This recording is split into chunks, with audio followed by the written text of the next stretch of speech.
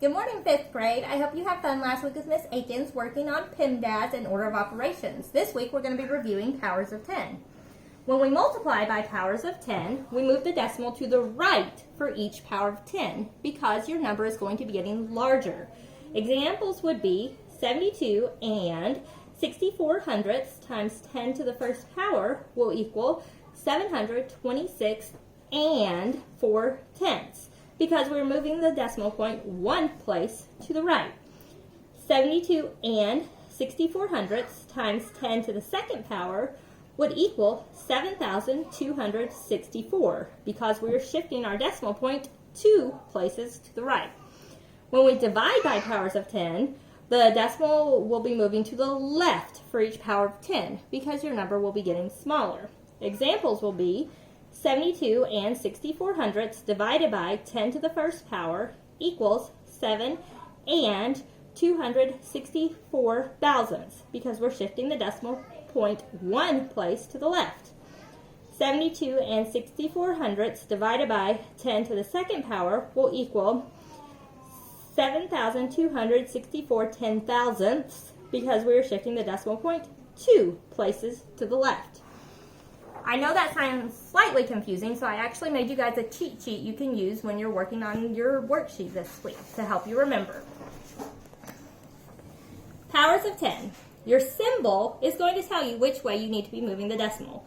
For example, the multiplication symbol tells you move to the right because multiplication makes your number bigger. Your division symbol says you move the decimal place to the left because division makes the number smaller. Your exponents are going to tell you how many spots you need to be hopping. 10 to the second power says hop 2 spots.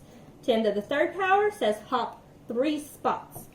I'm actually going to be working a few example problems for you, and I'll be using my cheat sheet that I encourage you to use on your problems. If you continue watching, you'll go ahead and see the examples, and you can use that to help you with your work this week. Thank you. Okay, for example problem number 1, we're going to be dividing 892 thousandths and 700 divided by 10 to the third power. So to start off my problem, I'm going to look at my symbol.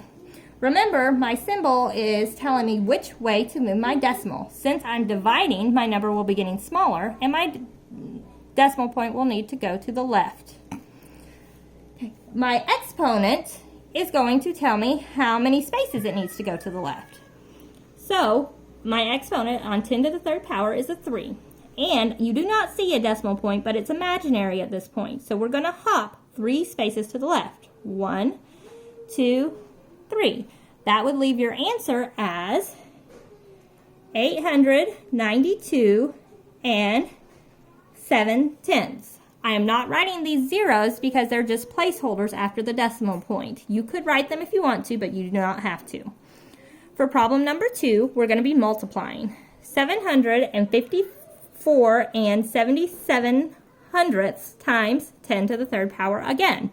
So I'm going to look at my symbol to determine which way I need to be hopping with my decimal point.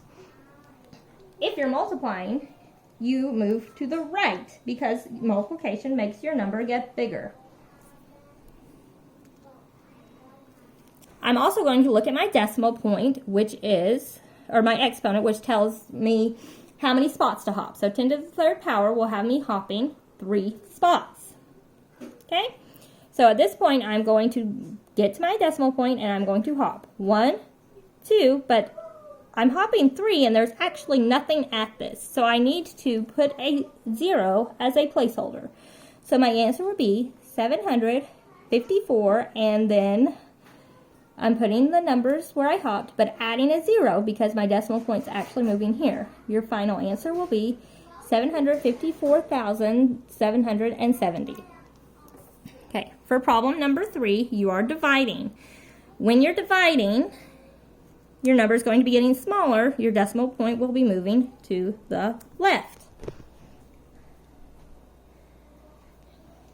Okay, and then your exponent is supposed to tell you how many places to hop. I do not have an exponent here.